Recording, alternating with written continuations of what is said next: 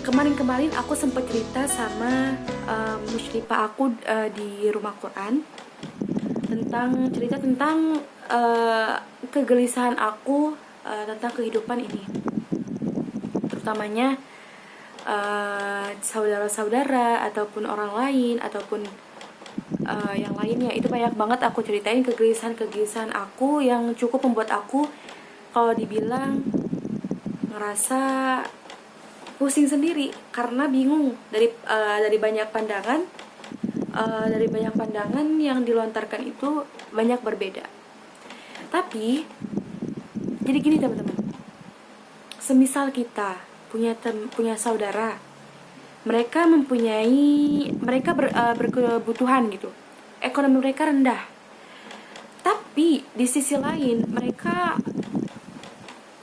berperilaku terhadap kita ataupun memandang kita ataupun yang lainnya, itu bisa jadi menyakitkan diri kita masing-masing.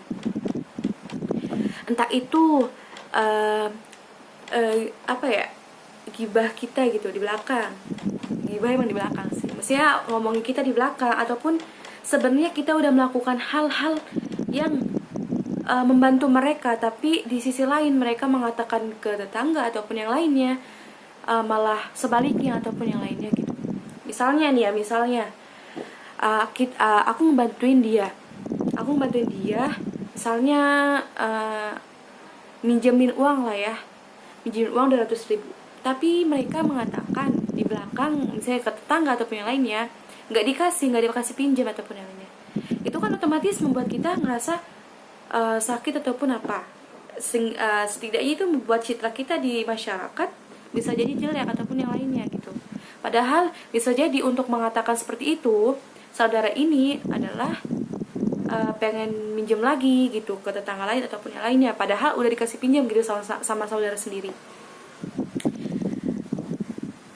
Setelah aku curhat sama kakak ini, musyrifah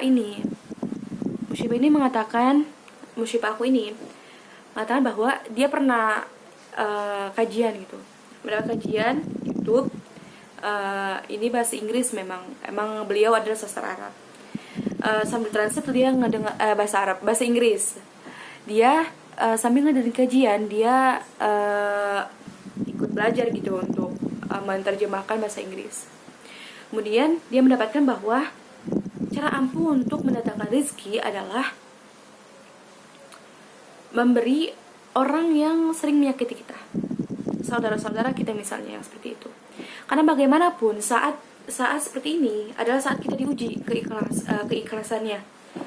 Karena mungkin kita sering banget membantu orang dengan pamrih.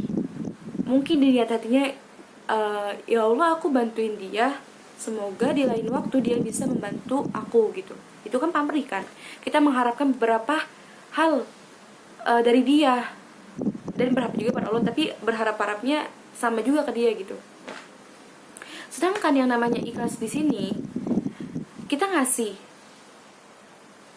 ke dia, misalnya ngasih dia uang gitu, tapi kita tetap aja gitu dijahatin ataupun yang lainnya.